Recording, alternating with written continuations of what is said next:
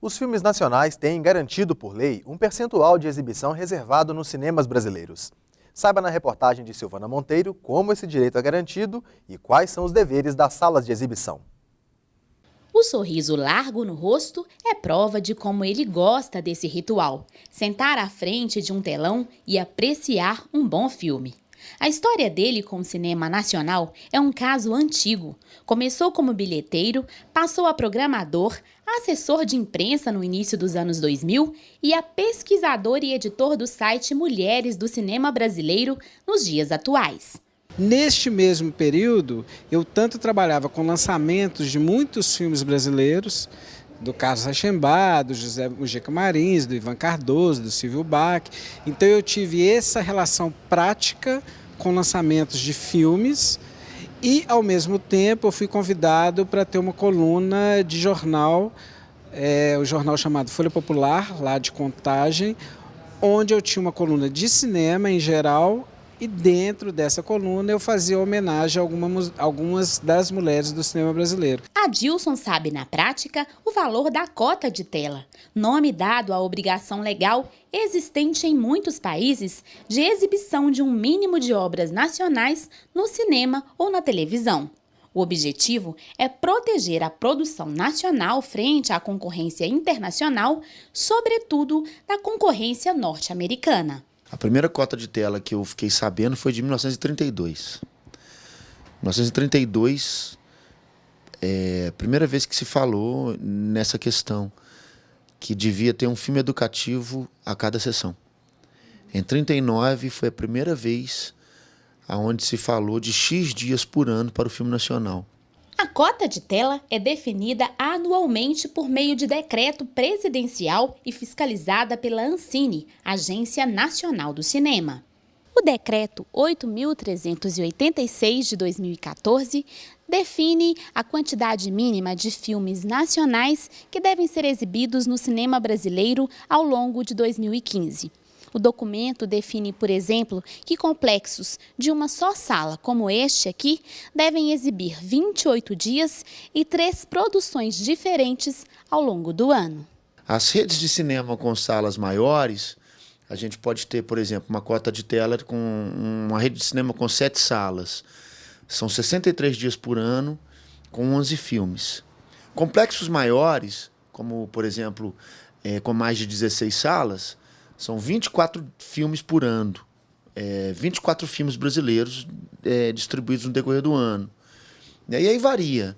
Pode chegar, complexo com mais de 20 salas, pode chegar até 28 filmes, né? Mais ou menos assim. Então vai em função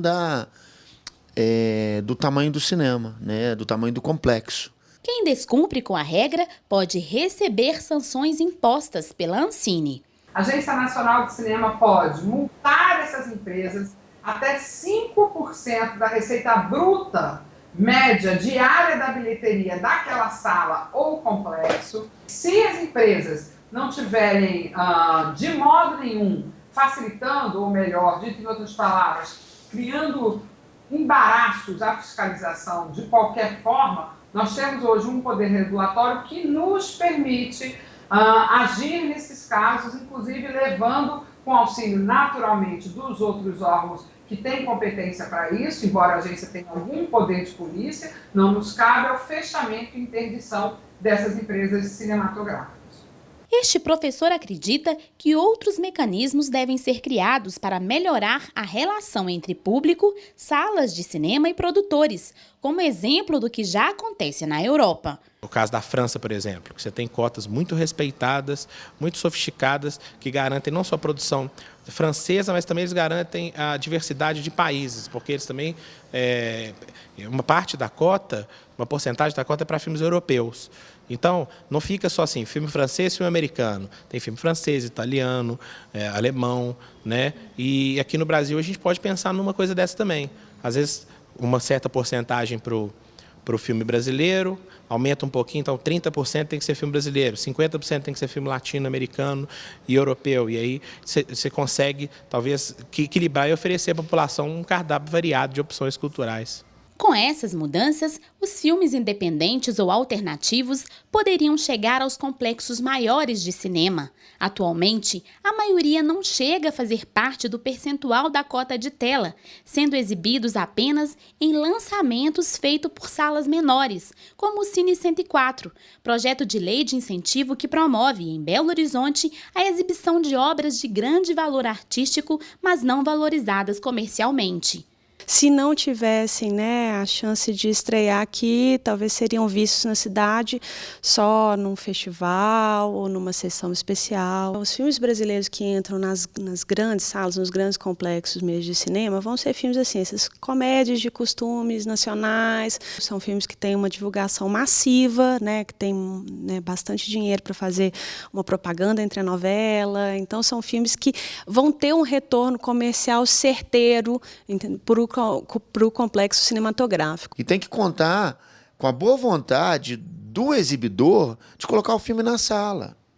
Um filme que não tem uma campanha de divulgação em cima dele, é difícil levar público. Enquanto isso, uma boa parte do público se atém a um tipo de filme, criado para competir com os hollywoodianos, mas que é apenas um detalhe da diversidade de produção no Brasil.